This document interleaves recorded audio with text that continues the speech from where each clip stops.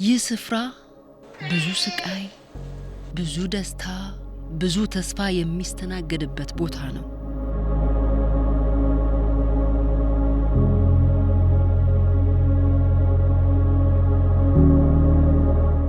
እነዚህ ወርቅ የታመኑ አባቶች ለልጆቻቸው ከለላ የሆኑበት፣ እነዚህ ደግሞ ከብረት የጠነከሩ እናቶች የልጆቻቸውን ሕይወት ለማቆየት ብዙ ዋጋ ለመክፈል የሚታገሉበት፣ ይህ ጣሪያ ያቀፈው ታሪክ ብዙ ነው። ከፈጣሪ በታች የሰውን ልጅ ለማዳን ሸለብ በማይሉ አይኖች የተሰየሙበት መታከሚያ ስፍራ።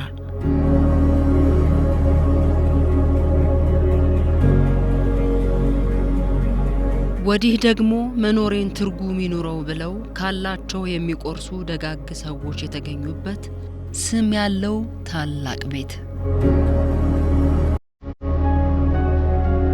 እነዚህ ባለ ታሪኮች የብዙዎችን ሕይወት ወክለዋል።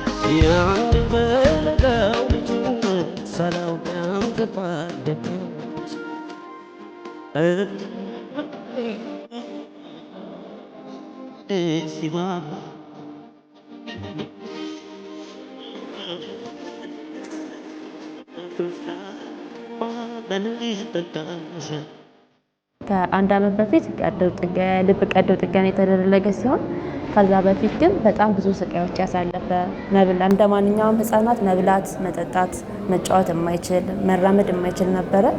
ግን በዚህ ሕክምና እርዳታ ምክንያት ልቡ ተሰርቶለት አሁን በፍጹም ጥሩ ጤና ላይ ይገኛል። የሁለት ልጆች እናት ነኝ። የቲዩብስታ የመጀመሪያ ልጄ ናት። በ2 ወሯ ነው የታወቀው በተወለደች። ግን ያው ይዘጋል ተብሎ እየተጠበቀ በክትትል እስከ ዛሬ ቆይተናል። አሁን 12 ዓመቷ ነው። እኔ እናትነትን ያሰብኩትኝ ወልጄ ለመማር ምናምን ነበር ያሰብኩትኝ። ነገር ግን ልጄ በተወለደ በ10ኛው ቀን ነው ችግሩ የታወቀው።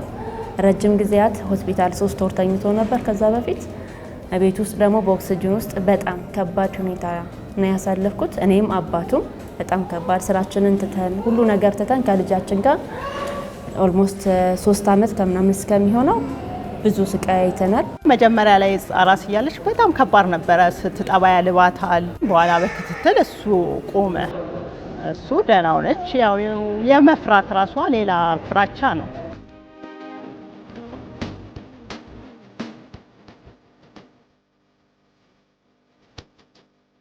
እናትነት በጣም ፍጹም የማይነካ የማይታይ የማይዳሰስ ሊናገር የማይችል በጣም ከባድ ነገር ነው። ዋጋ የሚያስከፍል ግን ደስ የሚል ነገር። ማንም ሰው አብሶ እናት በልጇ ትፈተን። የፈለገ የራሷን ፈተና ልታልፈው ትችላለች።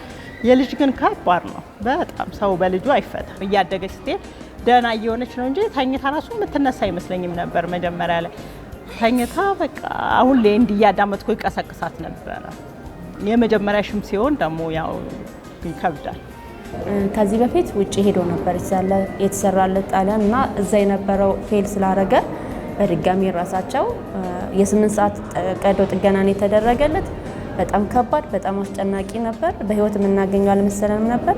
እግዚአብሔር ይመስገን ግን አሁን ፍጹም ደህና ነው። ይጫወታል፣ ለማውራት ይሞክራል። ይሄ ነገር ብዙ ለኛ ለእናትና ለአባት መጫወቱ፣ መቀመጡ፣ ምግብ መብላቱ ለኛ በጣም ትልቅ ነገር ነው። ገና ሲደወልልኝ በቃ የሆነ በጣም ነው ደስ ያለኝ። ማለት ከዛ በኋላ ያለውም ጭቀት እንዳለው ነው። በጣም በቃ የሆነ ነገር ምን ልበልሽ በጣም በቃ ማይገኝ ነገር ስለሆነ ማለት ነው። አሁን በብር ቢገመት በጣም ብዙ ብር ነው። አሁን አቅም ለሌላቸው ለእንደኔ አይነቱ ይሄ እድል ያው በነፃ አይደለም። ለበጎ ሰዎች ይሄን በማድረጋቸው ነው እኛ ይሄንን እድል ያገኘ ነው እንጂ ከየትም ስለመጣ አይደለም። እና አሁንም ቢሆን በጣም ልናመሰግናቸው ይገባል። እኔ የመንግስት ሰራተኛ ነኝ። ባለቤቴም ወጣ ብሎ ነው የሚሰራው። ግን ገቢያችን በቂ አይደለም። ወይዘሮ ህይወት ታደሰ ስላደረግሽልን በጎ እርዳታ በልዑል እግዚአብሔር ስም በጣም እናመሰግንሻለን፣ በጣም እናከብርሻለን። እንደኛ አይነትም ልጆቻቸው ለታመሙ ልጆች እንደምትደርሽም አሁን እርግጠኛ ነን።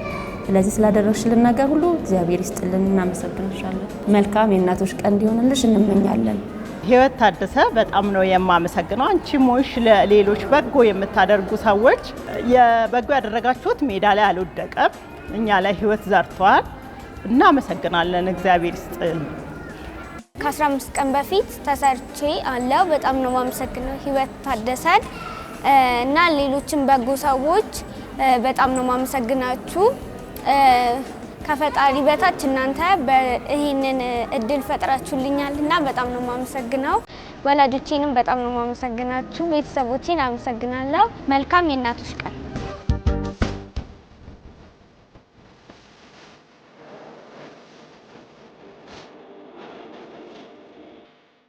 በኢትዮጵያ የልብ ህሙማን ህጻናት መርጃ ላለፉት 37 ዓመታት ነፃ የልብ ቀዶ ህክምናና የካት ላብ አገልግሎት ነው የሚሰጠው።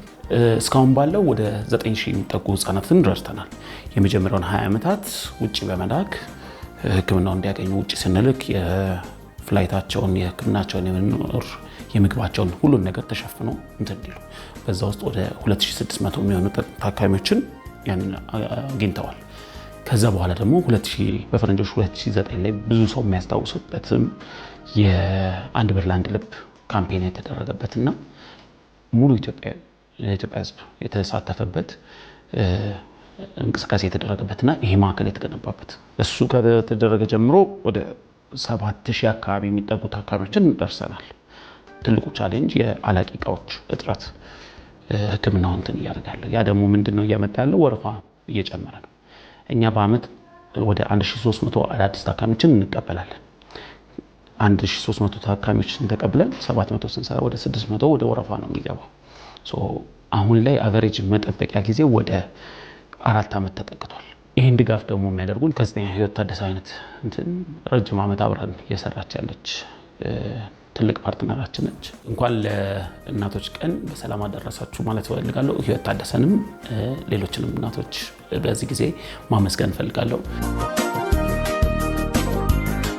እዚህ ላይ ተደጋግሞ የሚነሳ አንድ ስም አለ። ህይወት ታደሰ ትባላለች።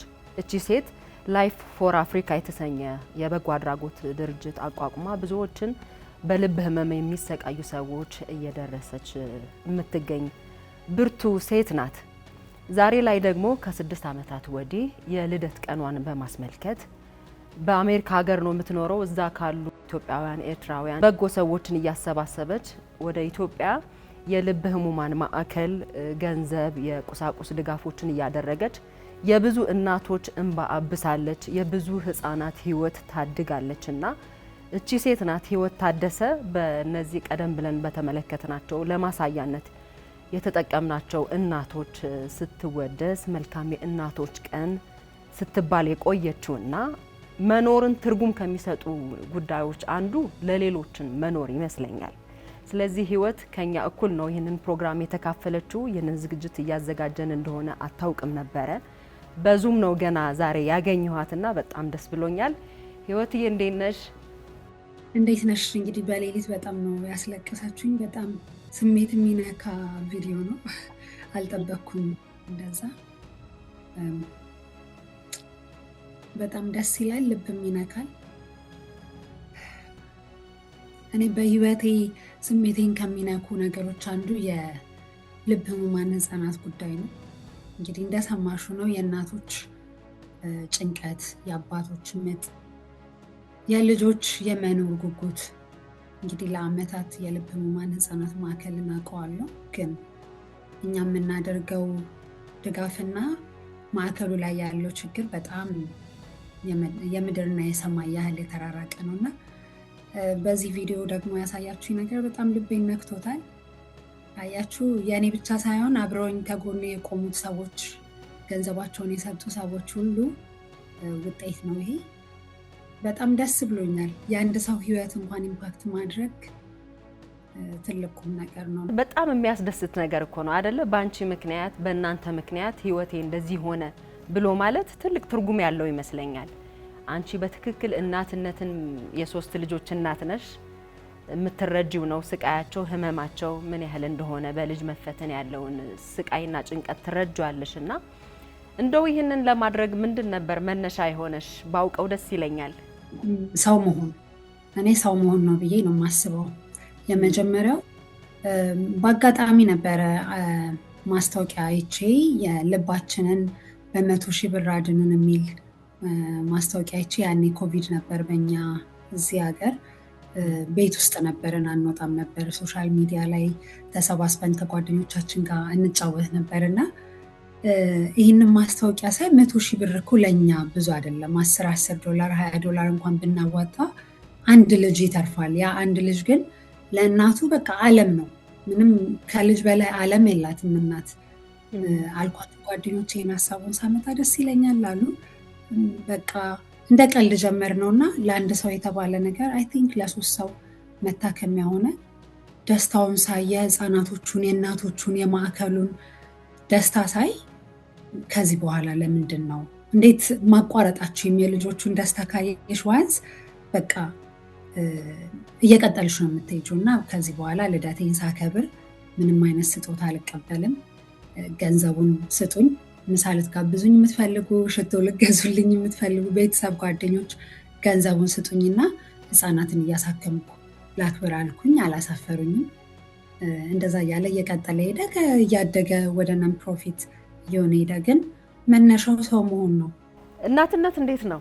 አንቺም የ3 ልጆች እናት ስለሆንሽ ይሄ የኛ ቀን ነው፣ የኔም ያንቺም። እንኳን አደረሰሽ። እንኳን አብሮ አደረሰ። እናትነት አንድ ቀን አይበቃውም። እናትነት አመቱን ሙሉ ቢከበር እንኳን ይበቃዋል ብዬ አላስብም። የተፈጥሮ ቁርኝት ነው። በቃ የነፍስ ቁርኝት በዩ ከልጅ ጋር ያለሽ ቁርኝት ትልቅ ስጦታ ነው። ትልቅ ኃላፊነት ነው። የባለቤትሽ እገዛ እንዴት ነው በዚህ በበጎ ስራዎች ላይ? የበጎ አድራጎት ስራ ሲሰራ እንደ እናት እንደ ሴት ሰላማዊ መሆን አለብሽ። ብዙ ሰዓት ብቻ አይደለም ቀናት ደግሞ መስጠት አለብሽ። ሌሊትም ላይ እገባለሁ፣ ቀን ደግሞ ዲኤምቪ ኤሪያ ላይ ያሉ ሱቆችን፣ ሬስቶራንቶችን በጣም ብዙ ቦታ ሄዳለሁ እና ሰዓቴን ጊዜን እንድሰጥ አትሊስት ባለቤቴ ደስተኛ መሆንና አብሮኝ መቆም አለበት። እሱ እንግዲህ ከደስተኝነት በላይ ነው። በጣም ነው ፑሽ የሚያደርገኝ በደንብ ከዚህም በላይ እንድሰራ ገብቶታል። አላማው ገብቶታል። ትርጉም ያለው ህይወት ነው የሚለው እና በጣም በጣም በጣም አመሰግናለሁ። ጋዜጠኛ አንተነህ ከበደ በጣም ነው የማመሰግንህ። ይሄኛው የሚቀጥል ነው። በየቀኑ ብዙ ታማሚዎች ይመጣሉ። ብዙ ወረፋ እየጠበቁ ደግሞ በመሀል ህይወታቸው የሚያጡ ህፃናት አሉ። እገዛ ስለሚያስፈልገው ጉዳዩ መልእክት ካለሽ እሱን ንገሪኝና ከዛ እኔ እቋጫለሁ። መልካም። እኔ እንግዲህ የትም ቦታ በተገኘሁበት ስፔሻሊ ደግሞ ዛሬ እናቶች ቀን ነው እና ማስተላለፍ የምፈልገው ትልቁ መልእክቴ ስለ ልብ ህሙማን ህፃናት ነው። የልብ ህሙማን ህፃናት ማዕከል በጣም ለረጅም ዓመት ህፃናትን በነፃ እያገለገለ ያለ ድርጅት ነው። ከመላው ኢትዮጵያ የሚመጡ አቅም የሌላቸው ከፍለው መታከም የማይችሉ በጣም ብዙ ህፃናቶች ወረፋ ላይ በተስፋ እኛን እየጠበቁ ነው። የአንድ ሰው የሁለት ሰው ድጋፍ በእያንዳንዱ ሰው ላይ ኢምፓክት ያደርጋል፣ ነገር ግን በቂ አይደለም። ስለዚህ ይህንን ፕሮግራም የምታዩ ሰዎች ሰርግ ሲኖራችሁ፣ ክርስትና ሲኖራችሁ፣ ልደት ሲኖራችሁ፣ የተለያዩ ፕሮግራሞች ሲኖሯችሁ እስኪ ደግሞ አእምሯችን እንዲደሰት እነዚህን ህፃናቶች እናስደስት፣ አንድ ልጅ እናሳክም፣ 2 ልጅ እናሳክም ብላችሁ የልብ ህሙማን ህፃናት ማዕከሉ እንዲጎበኙ ጠይቃለሁ። አሁን እንግዲህ ያያችሁት ቪዲዮ በጣም ልብ ይነካል። በጣም በርካታ ህፃናቶች ነው እንግዲህ እንደ ላይፍ ፎር አፍሪካም እንደ ህይወትም አግዛችሁኝ ማሳከም የቻልነው እና ይሄ የኔ ብቻ ክሬዲት አይደለም። ገንዘባችሁን የሰጣችሁ፣ በጉልበት ያገዛችሁ፣ ቪዲዮን ሼር ያደረጋችሁ በጣም የየአንዳንዳችሁ እጅ አለበት እና ይህን ቪዲዮ ስታዩ ሁላችሁም የኔ እጅ አለበት ብላችሁ እንድትደሰቱ ፈልጋለሁ። በመጨረሻም ላለፉት 6 ዓመታት ለልብ ህሙማን ህፃናት በማግዝበት ጊዜ የቦርድ ሜምበሬ ነበረች። በጣም ጓደኛዬ፣ እሷም እናት ነበረች። ትዕግስት ትባላለች። ባለፉት ሳምንታት አጥቻታለሁ። ቤተሰቦቿን፣ ጓደኞቿን ሁሉንም መጽናናት እመኛለሁ። እኛም በድጋሚ ለአንቺን መጽናናቱ እንዲሰጥሽ እንመኛለን። ከህይወት ታደሰ ጋር ያደረግነው ቆይታ ለብዙዎች ማነቃቂያ እንደሚሆን ተስፋ አደርጋለሁ። ታዲያቺ ጀግና እናት ዘ ክራውን ኦፍ ሂውማኒቲ አዋርድ ላይ እጩ ነች። ስለዚህ የኛ ድምጽ ያስፈልጋታል። እንደዚህ አይነት እናቶች ስናበረታታ ከጎናችሁ ነን ስንል ለኛም ክብር ነው፣ ለነሱም ደግሞ ትልቅ ሽልማት ነው ብዬ አምናለሁኝና ከታች በመናስቀምጠው ሊንክ እየገባችሁ ድምጽ እንድትሰጧት በዚሁ አጋጣሚ ለመግለጽ ወዳለሁኝ። በጣም ነው የማመሰግነው። እናንተም እንዲህ አይነት ነገር ትልቁም ነገር ነው ብላችሁ አክብራችሁ ስለጠራችሁኝ እናመሰግናለን። መልካም የእናቶች ቀን። ቴንክ ዩ ላንቺም